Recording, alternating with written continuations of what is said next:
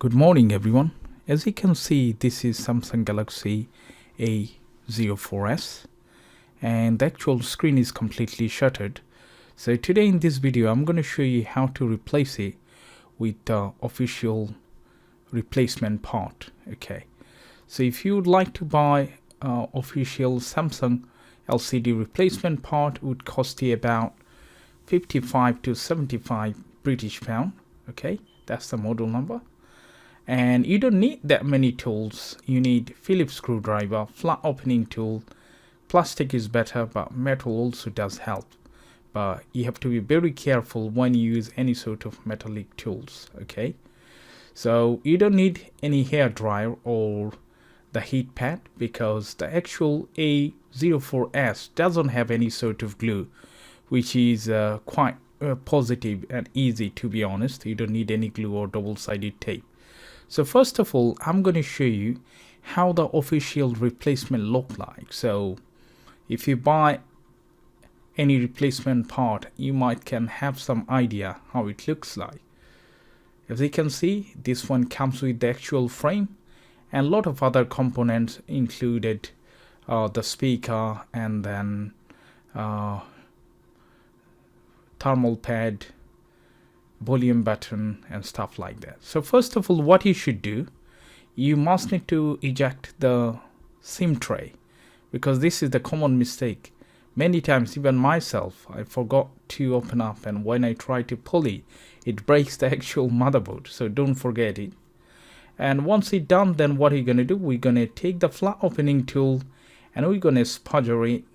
We'll try to open up the back cover. Okay, while you do that, try to be very careful when you go right next to the SIM tray hole, and also right next to the volume and power button. Otherwise, easily you're going to damage the actual flags or the button itself. So you can try from any side, left or right, does not matter.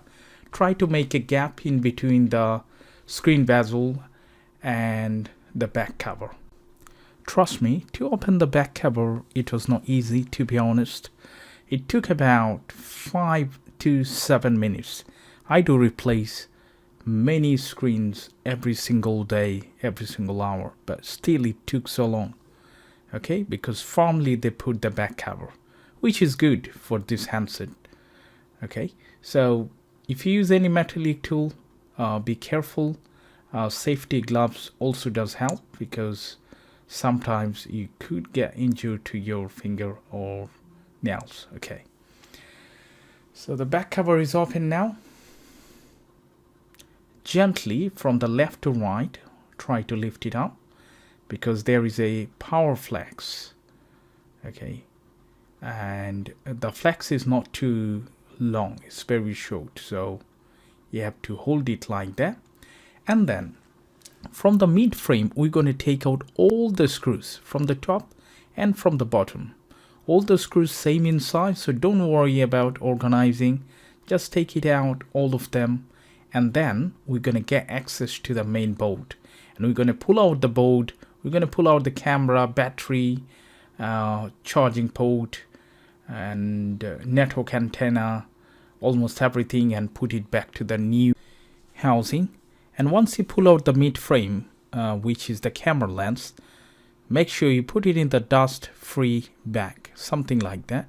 And in that way, you're going to protect your camera lens from any sort of dust, because believe me or not, once the dust goes into the lens, even if you put it back, even if you try your best to clean up, still you're not going to get the original manufacturer picture quality. So it's always good to keep it in the safe place.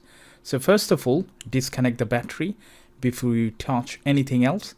Then we're going to disconnect the LCD flex and the bottom mid frame, which one secure the actual charging port and the big speaker. Now the actual motherboard secure with one screw, which is right next to the front facing camera, and this one is free. Easily we can pull this off and separate from the actual housing. As you can see, this is coming easily. And now I'm going to take out the bottom part as well. This one also secure with a single black screw.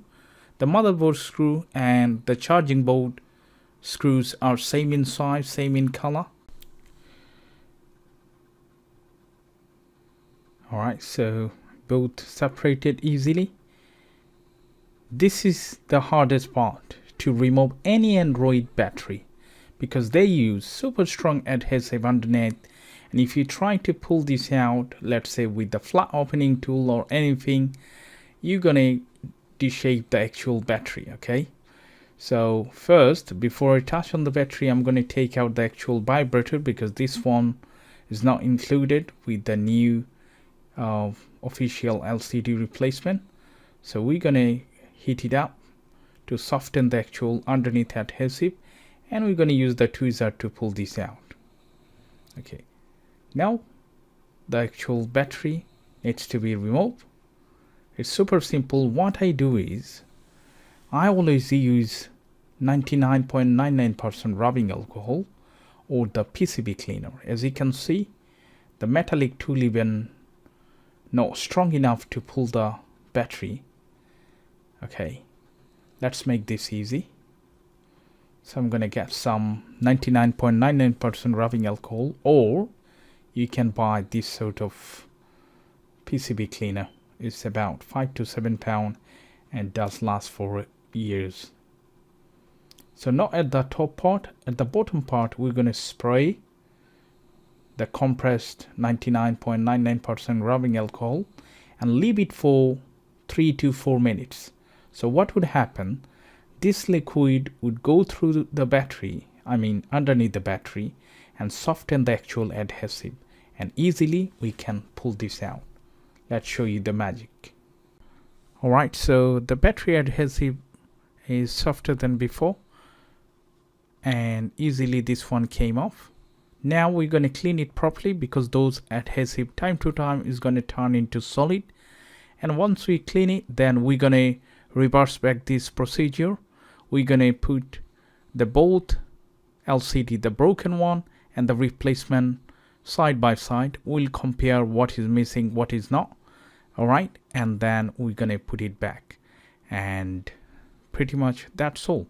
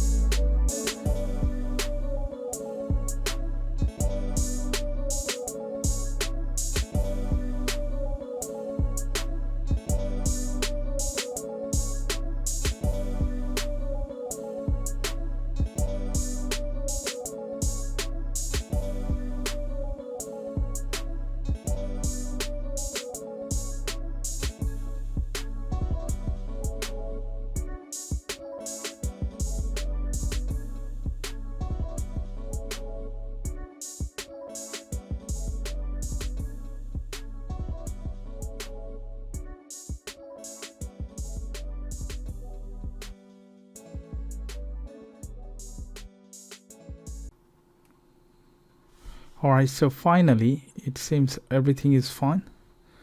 The touch panel does work properly.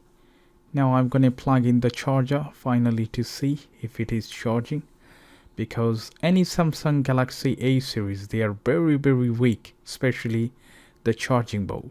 Even this is Type-C connector, but the actual PCB is very soft and very weak. So now it shows it's charging. All fine. Thanks for watching. Bye for now.